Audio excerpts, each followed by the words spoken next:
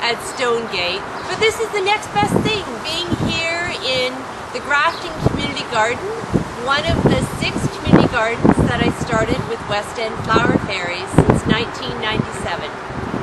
I've been gardening since I was 6. I've probably planted and developed at, well, maybe close to 100 gardens, at least 50. My mother instilled a love of gardening in me when I was 6, and that love burgeoned into a passion, especially for growing food in my early 20s. So I'm so glad to have this opportunity to share with you how to work even more harmoniously with nature in our gardens. And some of the topics we'll cover today, I hope to cover, the topics will weave into each other. As you know, when you're in a garden, you can be easily distracted. Hopefully, we'll all be able to glean some insights during this journey. Gardening is such an adventure, and I hope to share some of my adventures with you today. So, we want to explore soil and soil amendments, and also touch on watering, companion planting, and all about attracting beneficials, and lunar planting, and also some of my personal practices. Any of these topics that pique your interest, feel free to explore them further. They're amazing resources that I have yet to discover online and at the library, which probably will be open again soon. So come on in and join me. So let's start with soil. Good soil is the most important thing to growing good food. Soil is alive. Ideally, all our garden beds would be a lot like a compost bin, with various layers breaking down with no compaction. Ideal compost soil is composed actually of ongoing layers. Small stems and twigs, we have a lot right here. Grass clippings, compost, worm castings, aged untreated sawdust, living organisms, and other organic matter. Keeping your soil in top form is the best way to provide nutritious meals for your plants. Keeping plants healthy by keeping the soil alive is also the best way to resist bug infestations. Planting close together, as you can see here with the arugula and the kale, and covering bare soil in annual vegetable beds with compost can slow down evaporation and feed plants, and it also decreases the need to water. The ultimate garden soil is light and fluffy, a lot like chocolate cake, moist chocolate cake. It retains the best attributes of both clay and sandy soil, so plants can easily push down their roots. It feels light and crumbly, yet comes together when squeezed with your hand. I'm just going to check the soil here so you can see what I mean. In our early years of this garden, we added a lot of compost, worm castings, organic aged sheep manure. I'm just going to reach for some soil here, how close I need to be. Ideally, our soil probably has a little bit of clay, but it still clumps together. And that's what you want. You want, obviously, worms. You want soil that's like a balance of, has best attributes of sand and clay. And the best way to improve your soil is to add compost. I have a worm bin at home. I mean, it's a newer worm bin, but my old worm bin, I added a lot of compost over the years. I don't know if you have a compost at your community garden, but it is a wonderful addition. and it just makes sense to be able to reuse your food into wonderful, as many gardeners call it, black gold. And the great thing about adding compost to your garden is that you end up nourishing the soil all through the season. And so the nutrients are available to the plants all the time within the soil. Commercial fertilizers are like fast food for your plants. They actually feed the plants, but not the soil.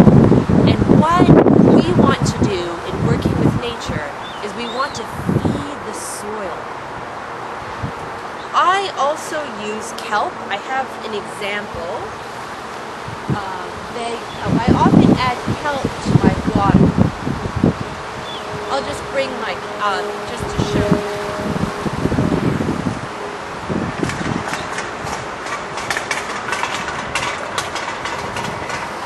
You can purchase kelp at Urban Harvest. Bags of kelp in the garden.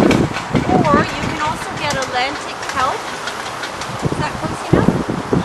At the health food store. And I generally add a teaspoon to my containers of water. And, every week or every other week. And it provides all the micronutrients.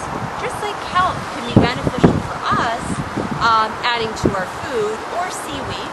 If you do eat seaweed at home, feel free to, the water that you soak your seaweed in, save that for your plants. It's wonderful. The other thing that I like to add to the garden, I've been using for the last few years, and I find it amazing. And it provides wonderful nutrients, and an added benefit is that it deters squirrels. So its bonus is hen manure. There is a company now that is selling dehydrated hen manure, and it's called Actisol, ACTISOL, and it's dehydrated hen manure in pellets. So the time I add it, usually when I'm planting or transplanting, I add some hen manure. I'm going to set this here and remember it. That's one of my challenges in the garden. I don't know if you find that as well, is often remembering where I put my tools or other things. Yes, so nurturing your soil is essential. And I also like to make compost tea, which I have an example here. I have my compost tea that I recycle these eco laundry jugs, which are also great for if you need to, for whatever reason, transport water and save water, but it has a lid, which is great.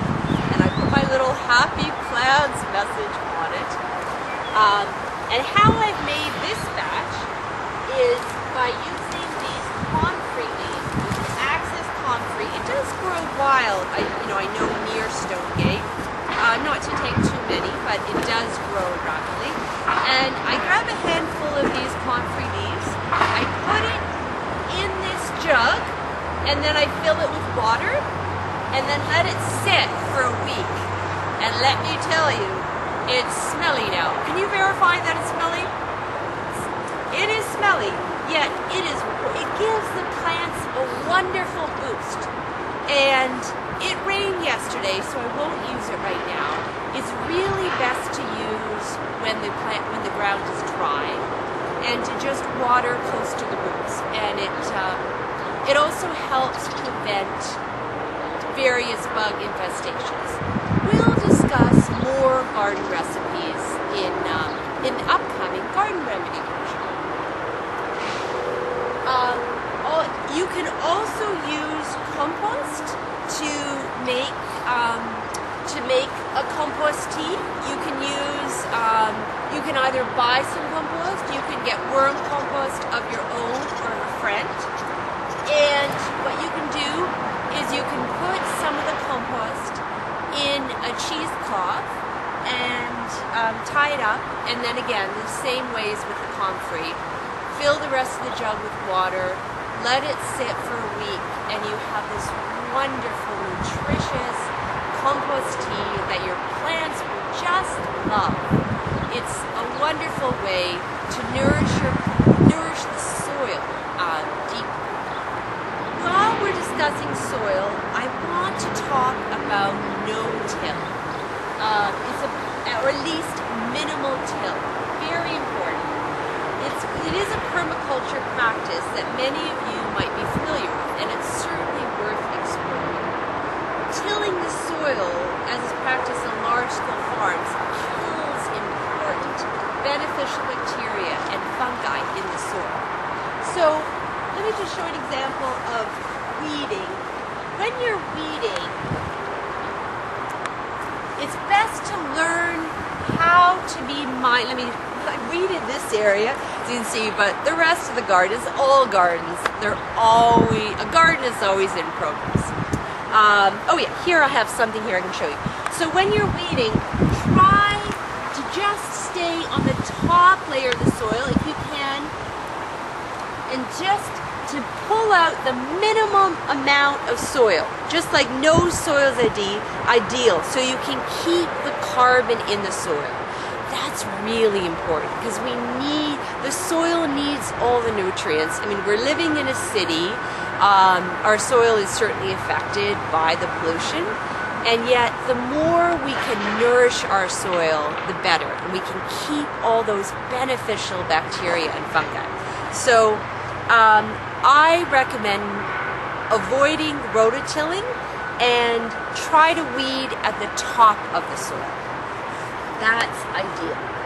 The other thing that you may have noticed, and you may seem strange here,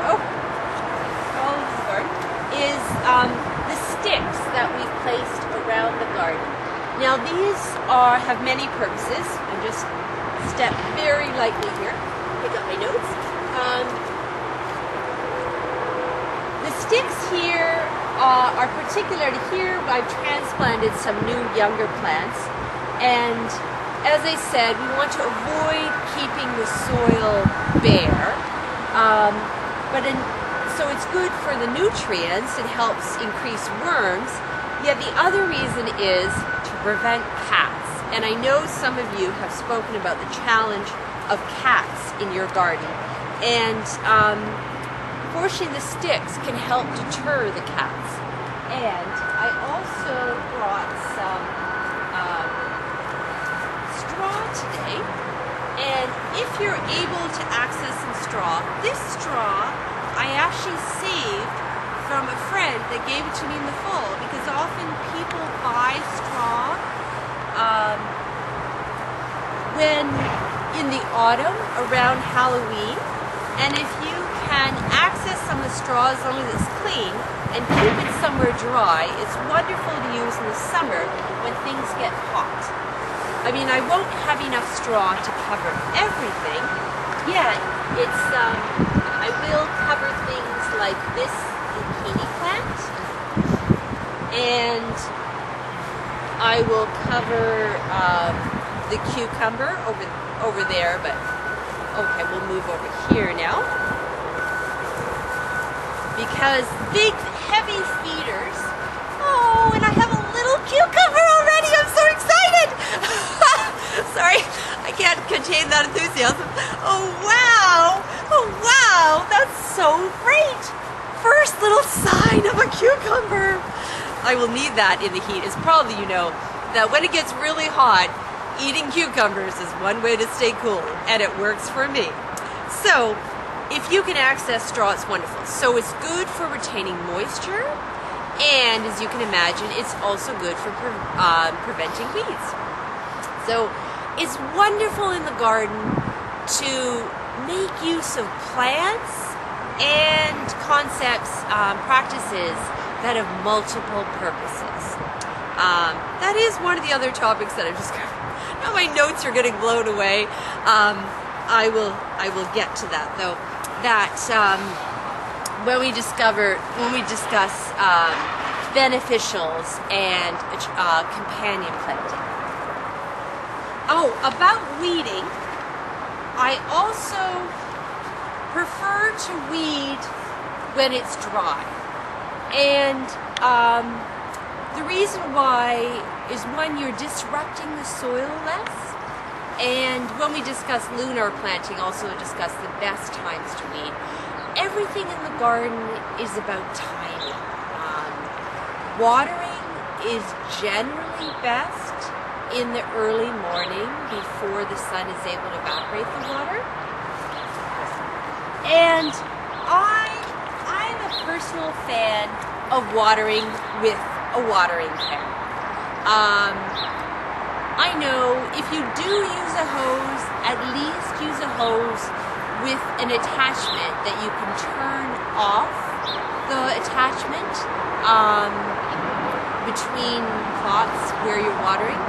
One of the reasons I like watering with a watering can is you have more control so that you can water the soil and the roots, and it's just actually much more water efficient, and it's better for the plant and the soil, and you can avoid getting the leaves wet. Another reason I like to wander around the garden with my watering can is that's the time that I'm often noticing things that I might not otherwise. It slows you down, and I think in our gardens now more than ever, we need to be able to slow down. We need to be able to observe and appreciate. I just noticed that little cucumber plant, which I am very excited about, which if I wouldn't have gone over there now, I wouldn't have noticed it. I've heard a famous quote that I wanted to remember for today, but all I can remember of it is about the gardener's shadow. How valuable, the most valuable thing for the garden is the gardener's shadow. And how I understand that is being present and observing in your garden. So it's not about always doing. Sometimes a permaculture practice is actually making the least change with the most effect. It's really valuable to look under leaves. Some plants more than others. In my own garden at home, I discovered hundreds of tiny orange eggs of the Colorado potato beetle, and which I just then disposed of and prevented thousands of Colorado potato beetles from hatching in my garden. It seemed that they were only attracting a few plants. So taking the time to observe and notice can be really valuable. Having a garden journal where you can make notes year to year, season to season, and notice patterns in your garden can be quite valuable as well. So taking that time is really good. I just want to check and see if I've just covered all the soil amendments I wanted to discuss. Oh, diversity is also key in terms of soil health. Plants have various root structures. You know what? I'm just going to hold these notes. I really wanted to memorize this all, but I wrote up 12 pages for you guys, and so I'll just share what I can and look at my notes when I need to. If I were with you at Stonegate now, you'd be asking me questions and I'd be answering them. So I just try to imagine what kind of questions you might have and share what insights I can. So what I find really fascinating, the hair out of my mouth, is plants have various root structures. So it's part of the whole thing about diversity of plants is when you can grow, let me think of an example here. Let's go to this rhubarb here. This rhubarb is pretty young, but it will grow. We had another rhubarb over there, but the rhubarb was so popular that somebody else took it home. Okay, so yes, the rhubarb is a wonderful plant and it has multiple purposes. I mean, this one will grow much larger, but rhubarb is something we can eat, and the leaves provide mulch and shade. And it's good to grow with lettuces, as we have a few lettuces there, because it's wonderful when you have a diverse number of plants. Different plants having different root structures can work, they can each work the soil and reach nutrients in different ways. And that's one of the reasons that companion planting can be so valuable as well. And also different plants actually work the soil while they're digging in their roots. Beans, as many of you may know, nourish the soil and are often good to plant with lettuces, which their root structure isn't as deep. I love to consider plants that have multiple functions. For example, borage here. Oh, can we get a close-up of the borage? I love borage. I mean, my fellow garden coordinator used to want me to take out the borage from the center of the garden, but I love borage so much. It's such a beautiful plant, I believe, and all of it is edible, and it attracts pollinators, and it's a beneficial plant that also attracts beneficial insects, and it's just wonderful. And I find children really like it too, because it's quite interesting how there are blue, later on you'll see a little later, it just started blooming, blue and pink flowers on it, which is just amazing. I've used the flowers to decorate cake, and the flowers are also lovely, just infused in water. They have sort of a cucumbery taste. And when plants considering plants having different root structures, and they grow at different levels of the soil, they work together to prevent erosion, using and adding various nutrients in the soil. We'll look at more of this when I discuss the beneficials. I have covered that. And I think I said with watering, the importance of watering deep. If I didn't, I want to mention that again. Watering deep is so important.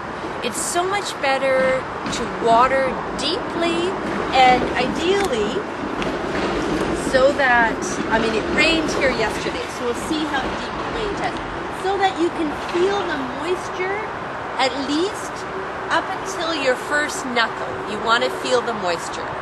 And that's when you know you've watered deep enough. And I know in many community gardens, gardeners are taking turns being in the garden. So that's not entirely a bad thing. You may be tempted otherwise to water every day, but if you water deeply, you don't actually need to. And it gives the plants a chance to really develop their root structure. So make sure you water deeply.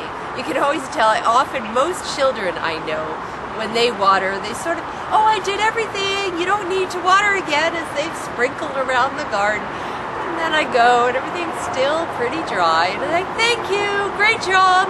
And I just need to go back and water. That's just how it is. So I really encourage you to water deep. Okay, so now I want to discuss a little bit more about companion planting and attracting beneficials. Do you know how there are some people in your life that you just feel good around? And I don't know, they inspire you, and you just feel like even you stand taller. Well, and then other people maybe you feel neutral around, or some people you feel drained. Well, plants are a lot like us in that. Some plants are just happier together. They just are good companions. And that's what we want ideally in the garden. We'll discuss beneficials more in a moment. It's easy, as I said, it's easy for me in the garden to get a little distracted because there are so many things to notice and see. Variety is, of course, essential to a sustainable garden. And you want different plants that can complement each other. Companion planting can be as simple as planting two different crops next to each other. And as you can see in our garden, we definitely have diversity. Not everything has been weeded yet, because with COVID, the volunteer situation is very different this year. But we're working on it one day at a time. And breaking up your garden with rows with herbs and flowers can be incredibly beneficial. Dill here, dill, which we have a lot of generally, is a wonderful plant, as well as borage, for attracting beneficials. And I have an example of lamb's quarter. I have kept some lamb's quarter, which is also edible. And lamb's quarter can actually act as a decoy. It can, oh, I see some lamb's quarter over here. We can just move along over here. Lamb's quarter, oh here, it's actually closer than I thought. Lamb's quarter as a decoy can actually attract leaf miners and keep the leaf miners away from perhaps chewing your lettuce. This is lamb's quarter right here. Yes, and also then ladybugs can come along and eat the leaf miners. So it's a wonderful process. And then I also enjoy adding the lamb's quarters to my salad and various dishes. And you may wonder why we have so much lemon balm.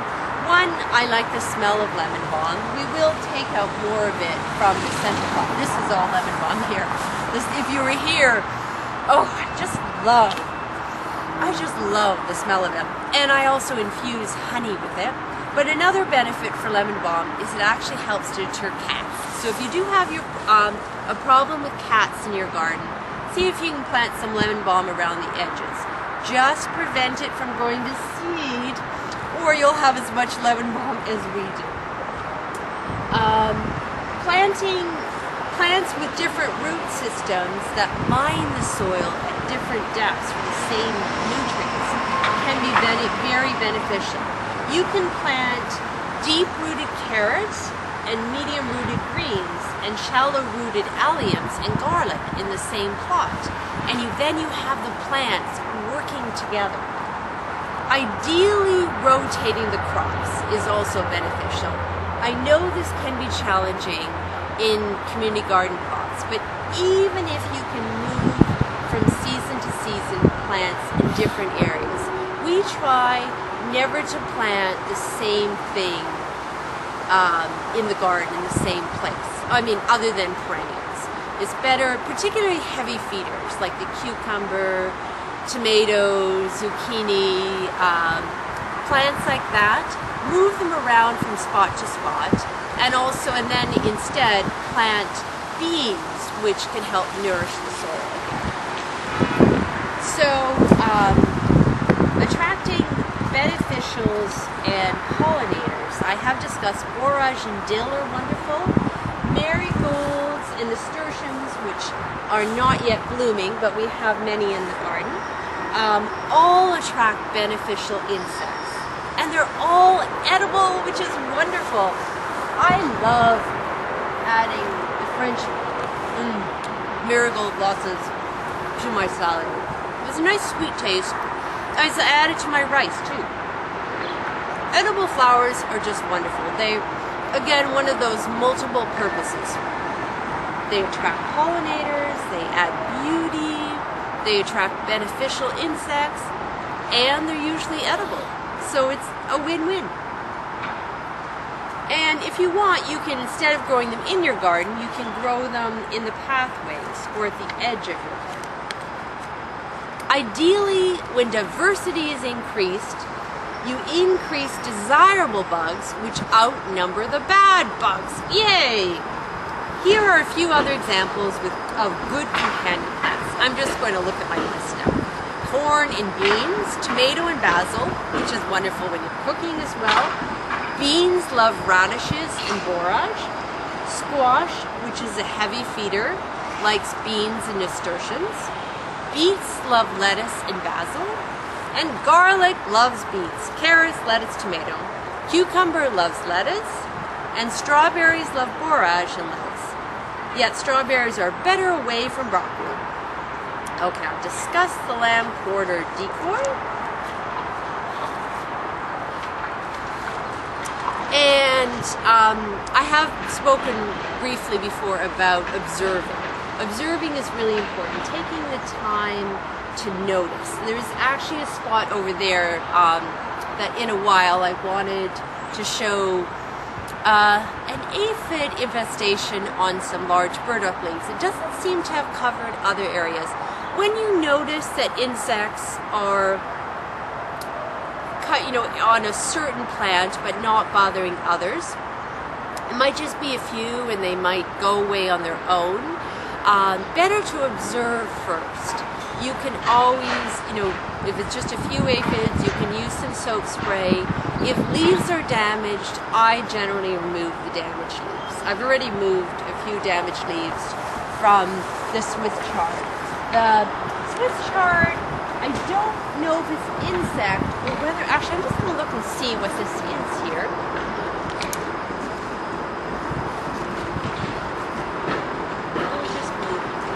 I think it's just good to stay aware. Look at the undersides of your leaves. That said, I was also discussing soil, say avoid stepping on your garden if you can. That's one of the other benefits of the sticks. If you do need to step on your garden soil, we have a piece of wood here that using as a stepping spot right over there. Try to put like a small wood plank or sticks, because when you step too much in your garden, you cause compaction, and the soil can become compacted. So you want to avoid that. Oh, actually, I do see a little bit of the little damage, or just, I don't know, sometimes I find this when Swiss chard, I had transplanted this Swiss chard, it hadn't grown by seed, sometimes it just dries up and shriveled. I wouldn't worry about it. I just remove any of these leaves and let them compost. So it's better to notice, often do less. As I said, we'll discuss some of the garden remedies in the garden remedy workshop. But often problems will eradicate them, will solve themselves. Keeping the soil healthy is key, and just remove damaged leaves and keep staying aware. Observe what's happening without reacting. That's, like to learn the ideal about working in harmony with your garden is learning how to be, respond to situations rather than reacting, and to just, it's like you're tending your garden rather than fighting against, bugs. Most bugs are actually beneficial, and as I said, the more beneficial plants and beneficial insects we can attract, the better. But I am glad that I removed those Colorado potato eggs, orange, very vivid orange, because they were just devouring my buttercup, which is really strange, my buttercup plants. Some years plants seem to just attack certain plants and they'll leave other plants alone. So good to observe that.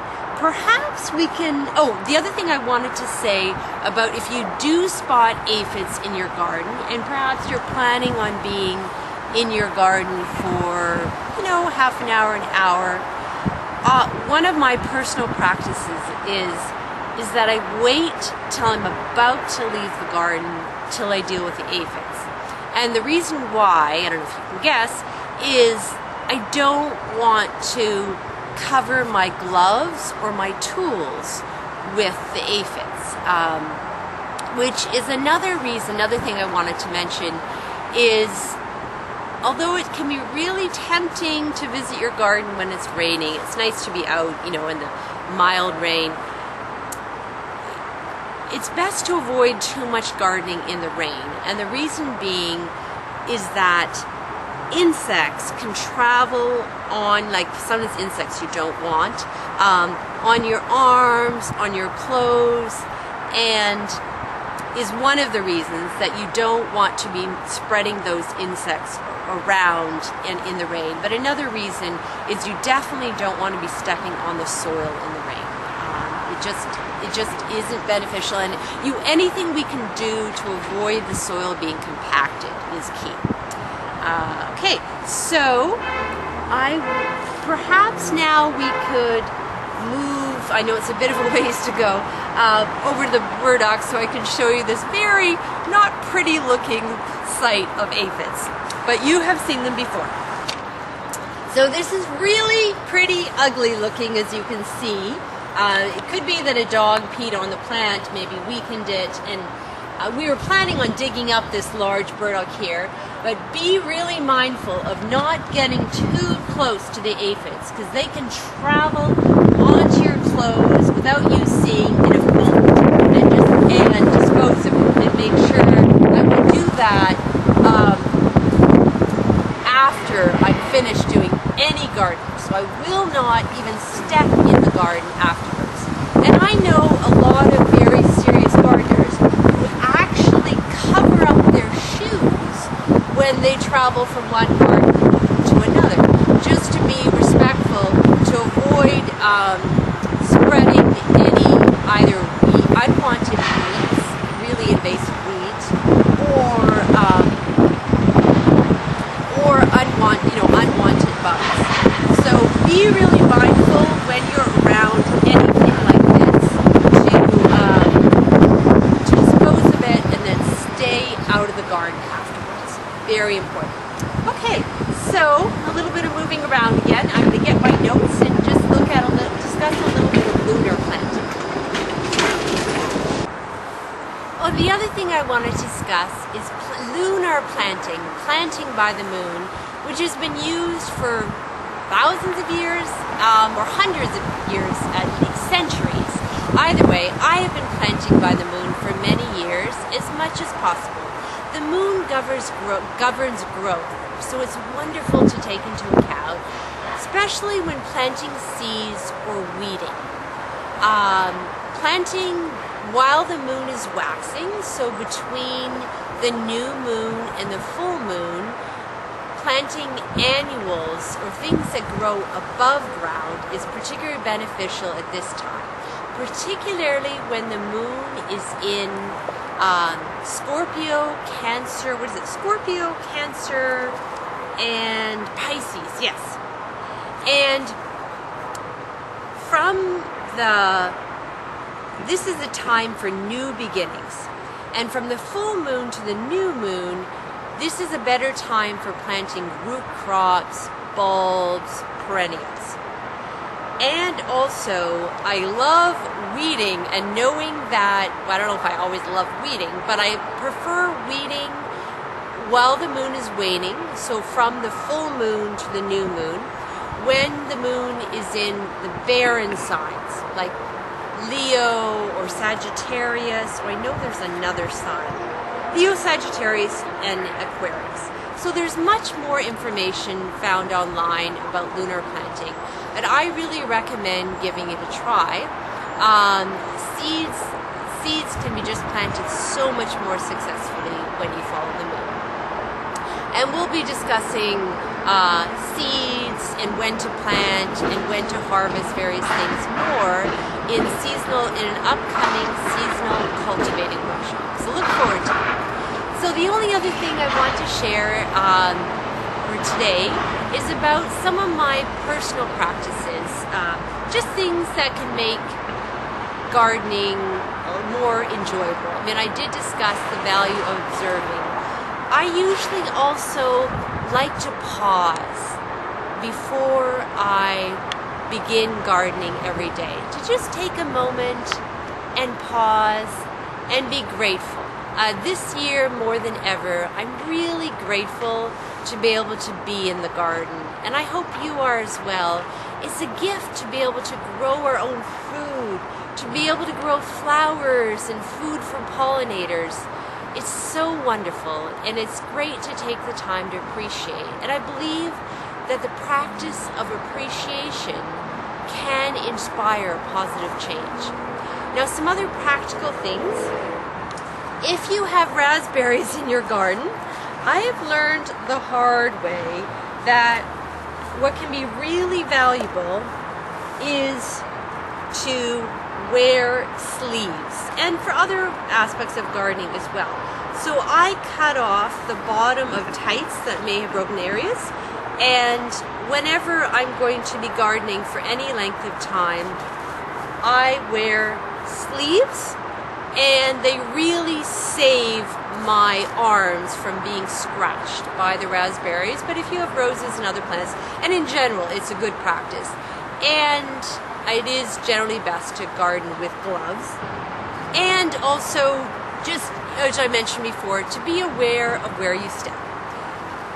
I also like to, when I go to the garden, to always have handy a pair of scissors, great for deadheading as we're getting into deadheading season, and to have a produce bag, because it's important to enjoy our harvest. Let me see if there's a ripe strawberry I can enjoy now. Yes, I see one. Enjoy your garden, and may your harvest be sweet. Thank you so much for listening. I hope you can like us too.